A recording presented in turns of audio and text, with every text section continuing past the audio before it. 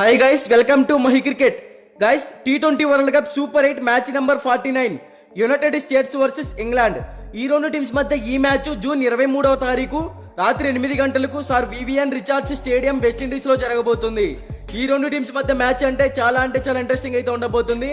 మరి ఈ మ్యాచ్ లో ఇంగ్లాండ్ టీం విన్ అయితేనే క్వాలిఫై అవ్వడానికి ఛాన్సెస్ అయితే ఉంటాయి. అలాగే వెస్టిండీస్ టీం ఒక మ్యాచ్ అయితే లాస్ అవ్వాలి, ఇప్పుడే ఇంగ్లాండ్ టీం అయితే క్వాలిఫై అవుతుంది. ఇక లేట్ చేయకుండా కంటెంట్ లోకి వెళ్ళామంటే sir VVN stadium pitch reports గురించి మాట్లాడుకుంటే ఈ పిచ్ అనేది బ్యాటింగ్ కి ఫ్రెండ్లీ పిచ్, అలాగే బౌలింగ్ కి కూడా అనుకూలంగానే ఉంటుంది. ఈ వెన్యూలో ఇప్పటి వరకు టోటల్ గా 8 మ్యాచెస్ జరిగాయి. అందులో ఫస్ట్ బ్యాటింగ్ చేసిన టీం 63% విన్ అయింది, సెకండ్ బ్యాటింగ్ చేసిన టీం 38% విన్ అయింది. సో ఈ వెన్యూలో టాస్ గెలిచిన టీం ముందుగా బ్యాటింగ్ ఎంచుకొని 180+ టార్గెట్ ని సెట్ చేసినట్లయితే సెకండ్ ఇన్నింగ్స్ లో ఆ స్కోర్ ని ఈజీగా డిఫెండ్ చేసుకుని విన్ అయ్యే ఛాన్సెస్ క్రియేట్ చేసుకోవచ్చు. ఇక్కడ average first batting score 125 runs, average second batting score 117 runs.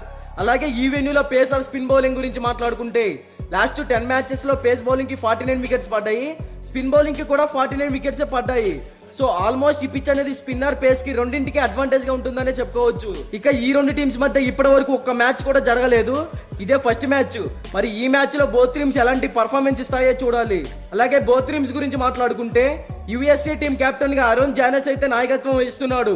ఇతను బ్యాటింగ్ పరంగా ఫస్ట్ లో మంచి పర్ఫార్మెన్స్ అయితే అందించాడు టీం కి, ఇప్పుడు కొంచెం డౌన్ అయినట్లయితే కనపడుతున్నాడు. యాజ్ ఎ కెప్టెన్ గా టీం ని ముందుకు తీసుకువెళ్లాలని ట్రై చేస్తున్నాడు. ఈ టీం టాప్ ఆర్డర్ లో ఆండ్రెస్ గౌస్, నితీష్ కుమార్, స్టెవిన్ టాయిలర్, అరుణ్ జానస్ నలుగురు కూడా మంచి హిట్టర్సే. టాప్ ఆర్డర్ లో మంచి స్కోర్ ని బిల్డ్ చేయగలుగుతారనే చెప్పుకోవచ్చు. ఇక మిడిల్ ఓవర్స్ లో చూసుకుంటే Corey Anderson, Milind Kumar, Harmeet Singh, Charlie Van middle order లో కూడా ఈ టీమ్ లో మంచి ఎక్స్పీరియన్స్ ఉన్న ప్లేయర్స్ కనపడుతున్నారు. ఇక బౌలింగ్ సైడ్ చూసుకుంటే కెన్జింగే, ఆలిఖాన్, నట్రావాల్కర్ ఓవరాల్ గా ఈ టీం బ్యాటింగ్ మరియు బౌలింగ్ పరంగా పర్లేదనే చెప్పుకోవచ్చు. ఇక ఇంగ్లాండ్ టీం గురించి మాట్లాడుకుంటే ఇంగ్లాండ్ టీం కెప్టెన్ గా జాస్ బట్లర్ అయితే నాయకత్వం వహిస్తున్నాడు. యాజ్ ఎ కెప్టెన్ గా టీం ని బాగా లీడ్ చేయగలుగుతున్నాడు. బ్యాటింగ్ పరంగా కూడా టీం కి 100% ఎఫర్ట్స్ అయితే పెడుతున్నాడని చెప్పుకోవచ్చు. ఇక ఈ టీం టాప్ ఆర్డర్ లో Philip Salt, Jos Buttler, Jonny Bairstow ముగ్గురు కూడా ఎక్స్ట్రాడినరీ హిట్టర్సే.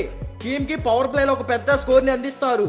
ఇక మిడిల్ ఓవర్స్ లో చూసుకుంటే Moeen Ali, Harry Brook, Liam Livingstone, Sam Curran ఈ టీం మిడిల్ ఆర్డర్ లో చూసుకుంటే అందరూ ఎక్స్పీరియన్స్ ఉన్న ప్లేయర్సే అండ్ హిట్టర్స్ కూడా. ఆల్ రౌండింగ్ పరంగా అయితే టీం కి 100% ఎఫర్ట్స్ అయితే పెట్టగలుగుతారు. ఇక బౌలింగ్ సైడ్ చూసుకుంటే Jofra Archer, Adil Rashid, Topley, Mark Wood overall గా ఈ టీం కూడా చాలా స్ట్రాంగ్ గా ఉంది. ఇక ఈ రెండు టీమ్స్ మధ్య మ్యాచ్ అంటే చాలా క్రూషియల్ అని చెప్పుకోవాలి. మరి ఈ మ్యాచ్ లో యుఎస్ఏ టీం పై 100% ఇంగ్లాండ్ విన్ అవుతుంది అనేది నా ఒపీనియన్. మరి మీరు ఏ టీం విన్ అవుతుంది అనుకుంటున్నారో కామెంట్ చేయండి. ఇక బోత్ టీమ్స్ కి సంబంధించిన ఎక్స్పెక్టెడ్ ప్లేయింగ్ 11 డిస్ప్లే మీద రన్ అవుతుంది, ఒకసారి చెక్ చేయండి.